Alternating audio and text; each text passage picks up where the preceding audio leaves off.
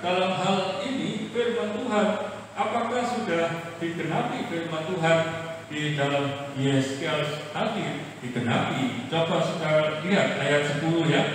Ayat 10. Yeskiel 37 ayat 10.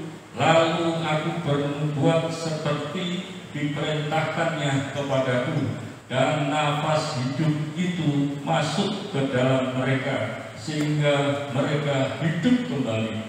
Mereka menjejakkan kakinya.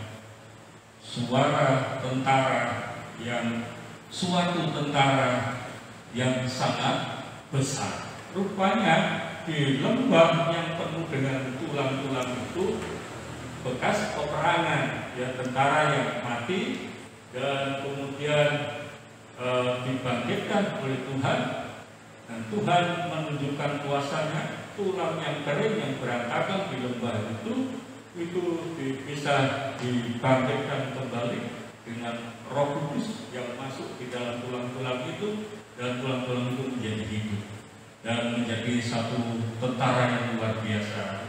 Kita bisa mengerti di sini bahwa tentara yang terlatih dalam berperangan itu bisa mati, tapi tidak bisa hidup.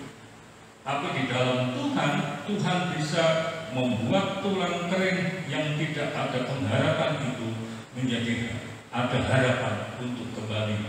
Saudaraku, mungkin kita berpikir, wah, saya kan tidak menjadi tulang kering puji Tuhan, karena kita bukan tulang kering, karena sudah memiliki Yesus. Barang siapa yang memiliki Yesus, dia memiliki hidup. Yang tidak memiliki Yesus tidak memiliki hidup.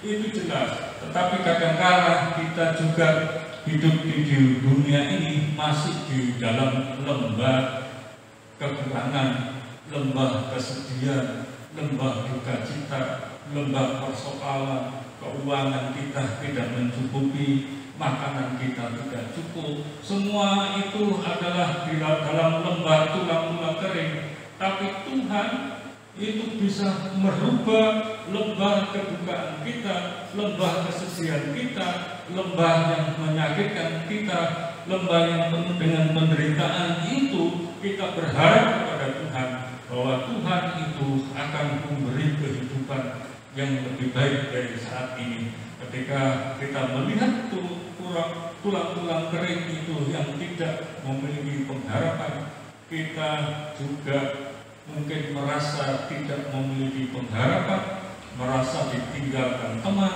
merasa kita dikucilkan, merasa menderita dalam hidup ini. Percayalah saudara, peganglah firman Tuhan. Firman Tuhan itu akan menghidupkan kita.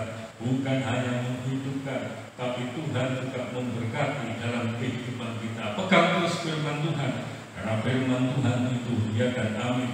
Dan ini adalah salah satu bukti bahwa Tuhan itu sangat berkuasa dan bisa membalikkan satu keadaan yang bagi manusia itu tidak mungkin, tapi bagi Allah itu sangat mungkin. Dan kita dalam kondisi apapun saat ini, kita serahkan diri kita kepada Tuhan, supaya hal-hal yang kering dalam kehidupan kita bisa menjadi hidup kembali, menjadi segar kembali, dan gereja kita juga diberkati dengan orang-orang yang hidup di dalamnya yang penuh dengan iman. Dan itu adalah pengharapan kita. Haleluya, puji Tuhan.